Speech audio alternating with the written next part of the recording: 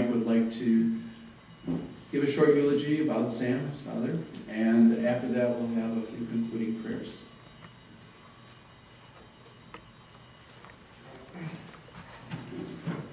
Thanks, Deacon Tim. And I hate to make a liar out of you in your first appearance here before my family and friends, but this really is not going to be very brief. Because my dad enjoyed two things. He enjoyed his family, and he enjoyed stories. And I've got, I did bring a script, and the reason I have a script is not so that I know what to say, but so that mercifully for all of you, there will be an end at some point. I could go on about my dad, not just for days or hours, but I could go on forever. So Dad always liked to keep it light, so I'll start with a short, funny story. There were once three guys who went up to the pearly gates, and St. Peter asked them as they each came in, "What would you like to hear people say about you at your funeral?" And the first guy steps up and he says, "Well, I was a world-renowned surgeon, so I'd like to hear people talk about how I might have saved somebody's life or made a big difference in their lives through my medical works." He said, "Oh, that's good." And the second guy goes up and he says, "Well, I was a family man, so I'd like to hear people talk about how, I was really instrumental in my family, how I was a good husband and a father, and how I made their lives better." And the third guy said, "Well, those are really great sentiments, guys, but I think if it were up to me, I'd like to hear somebody say at my funeral, 'Holy crap, he's moving.'"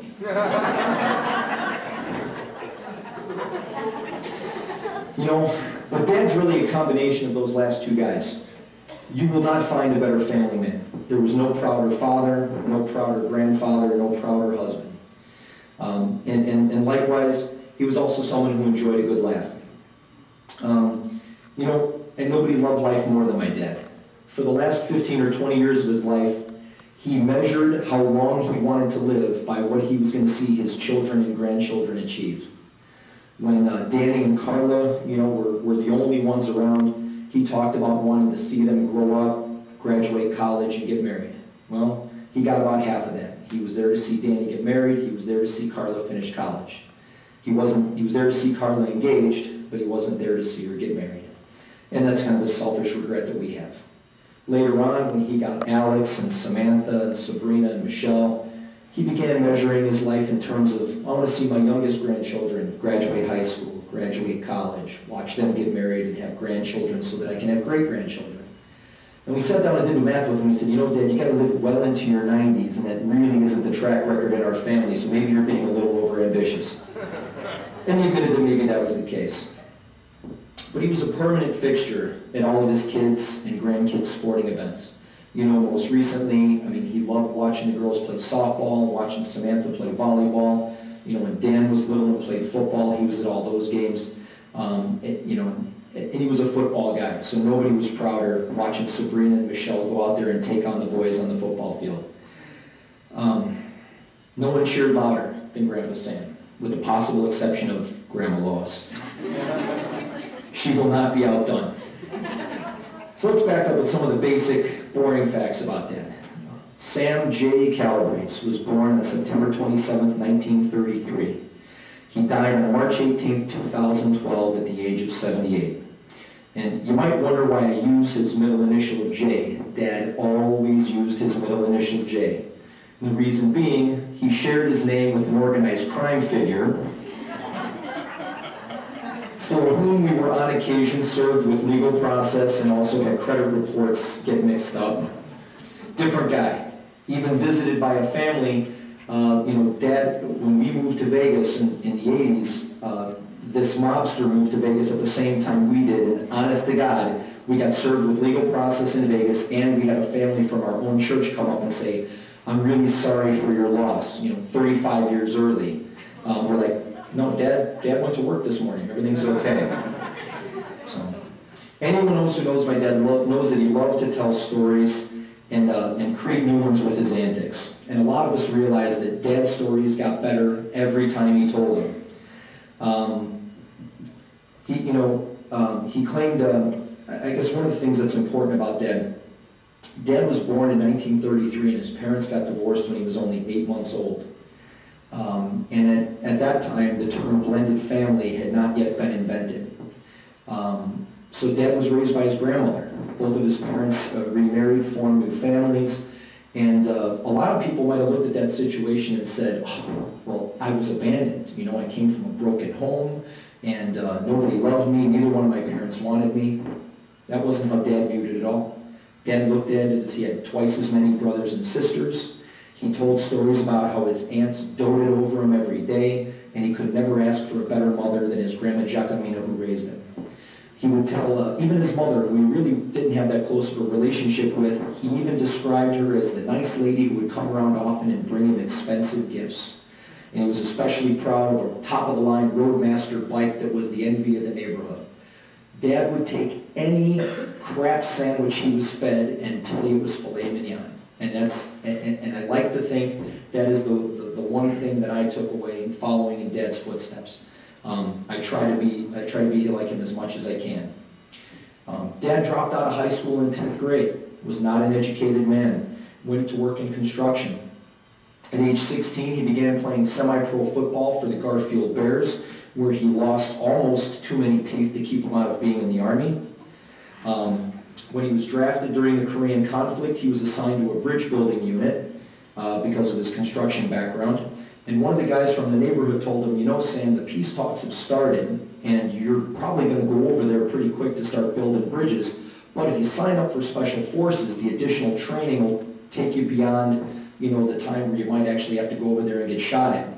So in Dad's logic, signing up for a suicide squad was the best way to stay out of conflict. Go figure. So thereafter, he finished the rest of his tenure in the Army as a cook.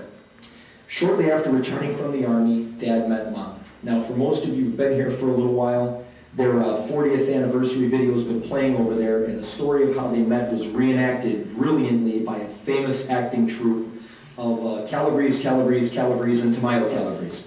So if you want a good chuckle, stay around and see that. But they had a whirlwind romance. They dated for 8 months, got married, and 55 years later almost, they were married right up until the day he passed. Their 55th wedding anniversary would have been this Memorial Day weekend. And nobody loved his wife more than my dad loved Mom. He described the first moment he saw her that she gleamed, and she was immaculate. She was always neat as a pin and very meticulous about his appearance. And, you know, he was proud of his kids. He was proud of his wife. You know, Dad worked as an operating engineer. He was a fiercely loyal member of the union for 55 years. His union button is pinned to his lapel. And he was fiercely loyal to the union. Nothing was worse than a scab. Nothing. He was craft foreman on his job. He was also dedicated to the safety of his men. This was the one achievement that he was the most proud of in his life. He was craft foreman on a dock, loading and unloading boats that were moving on rocky waters. In 9 years that he managed that dock, over 25 guys worked over 100,000 man-hours without a single lost time accident. That is a record in the union that had never been achieved before or since. He's the only member of his union to have received the President's Award for Safety. And that'll become important in a minute when I tell you about the dark side of that story. When we moved to Las Vegas, my dad worked construction on the Nevada test site. His main piece of his job was building missile silos for the MX missile project, which we're not supposed to know about, so if any of you talk, we'll have you killed.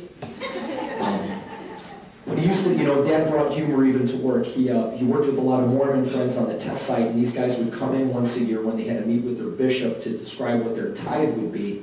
And he said, you know, you guys are insane. 10% of the Mormon church, for $5 a week, I can make you Catholic. Come on with me. And Dad, you know, we weren't rich people, so Dad always took the pleasure out of the little things in life. Even when he was laid off of work, he made the most of it by taking us grocery shopping with him on the weekends. And no trip shopping with Dad would be complete without a trip to the donut shop or some greasy spoon buried in the back of some other business. You couldn't go to a regular restaurant. You didn't go to Denny's, you didn't go to Sambo's or any of those, but no. You went to the White Cross drugstore with a lunch counter with 3 stools in the back.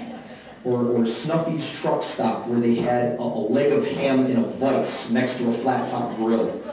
Or Dad's personal favorite, the Country Cup restaurant in the Rolling Lanes bowling alley across the street from the Union Hall.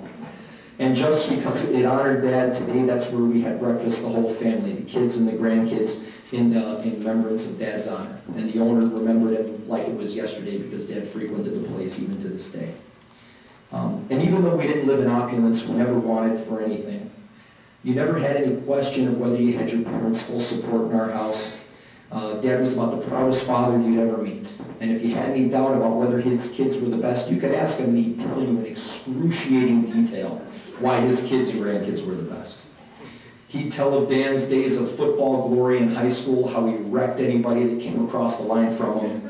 He would tell stories about Susie's acrobatic and dance performances and the number of BMX trophies that I had won. Now, I personally never counted, but as the number continued to grow long after I quit BMX, I think Dad might have been exaggerating a little. But Dad's story library is so vast, I couldn't possibly scratch the tip of that iceberg tonight. And a lot of times when my attorney friends and I are sitting around the attorney's lounge, we realize we've been telling the same old stale jokes for the past 15 years or so. So now we just tell the punchlines and laugh like hell. So I'm going to try to do some of that tonight and tell Dad some of Dad's punchlines and some of Dad's sayings. And if you know the story, laugh like hell. And if you don't, ask me later and I'll be happy to fill in the blanks. There were stories about the people that Dad met in his childhood with colorful names such as Basaved, Kumayan, Burkug, Jobalich, and the ever-popular Mr. Viljako.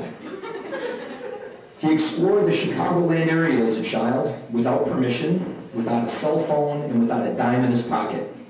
So he often got lost, so often in fact that his aunts had sewed little ID tags inside of all of his clothing so that when he got lost, the police would know where to bring him back to. He also spent a lot of time in Chi-Chi Forest. He told us lots of stories about Chi-Chi Forest. He never took any of us to Chi-Chi Forest. As near as we could figure, Chi-Chi Forest was Thatcher Woods, which was in Oak Park across the street from the golf course, nowhere near where he lived. He had friends as a kid such as Gus Ponarelli, Billy Scalzetti, Tony Catanzaro, and the Restivo brothers. You know, he lived in an integrated neighborhood. Northern Italians, Southern Italians, Eastern Italians, or Western Italians.